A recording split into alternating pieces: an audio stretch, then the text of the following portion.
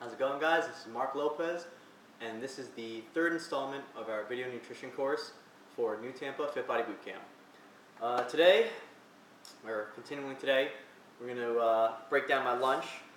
I want to make sure that I went out and got some food because, a lot of you guys, during your lunch breaks, you usually can't just have a home-cooked meal or packed lunch or this and that. So I want to emphasize that, in your everyday lives, you're going to have to run out and grab something.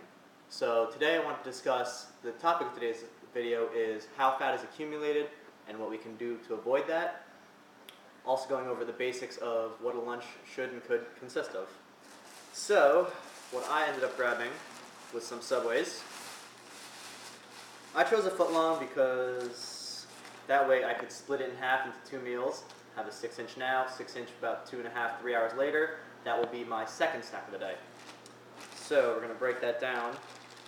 And what we have here is a delicious, get this out of the way, buffalo chicken sandwich.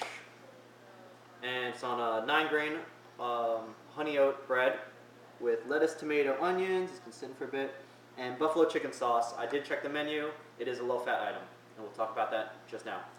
What I also got, and I will show you guys this, is got the combo meal with some cookies. And why we did this, guys, why I chose to do this for this video, is to let you guys know that it's, it's not about being super duper strict 100% of the time, because that's when your brain just goes haywire after 4 weeks and you start just chowing down on everything afterwards when you break. Okay? So what I want to emphasize is stick to it 90% of the time. If you're getting your meal and nutrition in 90% of the time and 10% you can kind of mess around a bit, then you're doing all right. Because as long as you keep consistent for a longer period of time, that's what's important, guys. But right, before I dig into this 6-inch only, because we want to portion our meals, I'm going to talk about how fat is accumulated and what we can do about it. And let's start off with, first off, there was the popular misconception that fat was the reason to blame, that eating too much fat caused you to gain fat. Some myths were dispelled, and then it became carbohydrates were the problem, and then we started seeing low-carb diets. From the research I've learned and from years and years of just experience myself, what I've found is that it's the combination of sugars and fats that cause the problem. Now, how so?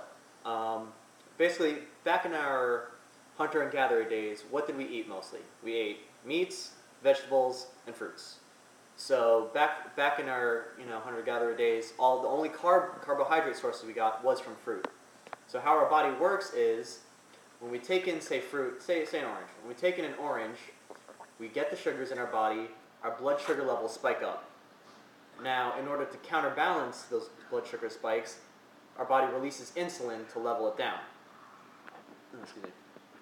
Now, in the process, what also happens is our body, when our blood sugar levels spike, it creates a response from our body to absorb all the nutrients better. Okay, so picture for an orange, which is high in vitamins and minerals. When it spikes up our blood sugar levels, that tells our body that, hey, there's healthy nutrients coming in. Let's suck all this in. So that's how that works. Now the problem being, now that we have turned into an agricultural society where grains and wheats and this and that not only can get processed, but can be broken down and processed into fast-absorbing sugars like white breads and cereals and such. It's doing the same thing, except what's the typical American diet is sugars and fats. Okay? Hot dogs, hamburgers, fries, chips, sodas, any of that sort, pizza. Okay? And what happens is, instead of your body absorbing all the nutrients and vital, fresh vitamins, what it's absorbing is all the fat that comes with it. Okay? Your body is literally absorbing fat at a higher rate because your body broke down the sugars and your sugar levels spiked up first. You following me? So, what can we do to avoid this? Simple. First off is to basically separate sugars from fats.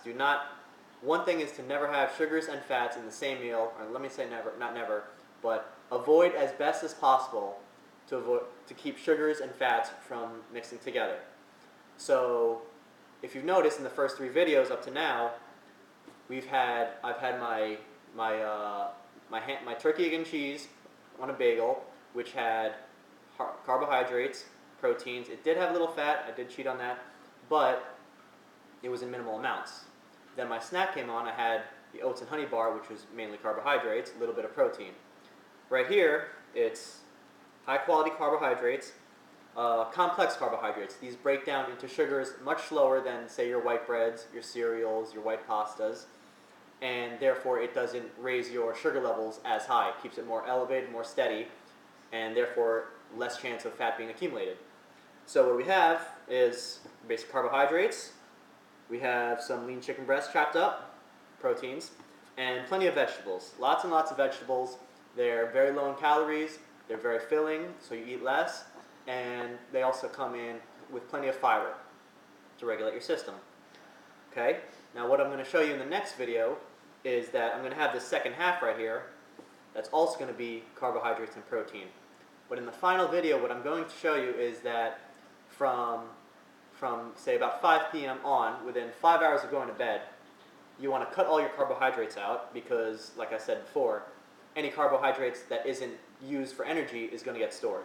So if you're taking carbohydrates before bed, you're not using any energy, all those carbohydrates are sitting and turning into fat while you sleep. So the last 2 meals of your day, that's when you want to get your fat in. You want to get your proteins, your fats, and your vegetables. Okay, lots of vegetables, again, no calories, very filling. So something like, chicken and vegetables, or salmon especially is awesome. Salmon and vegetables, mix it up, and that's how you want to take it. That's all I have. I'm going to go enjoy this sandwich, enjoy this half a cookie, and we will see you for video 4 of this video nutrition course. See you then.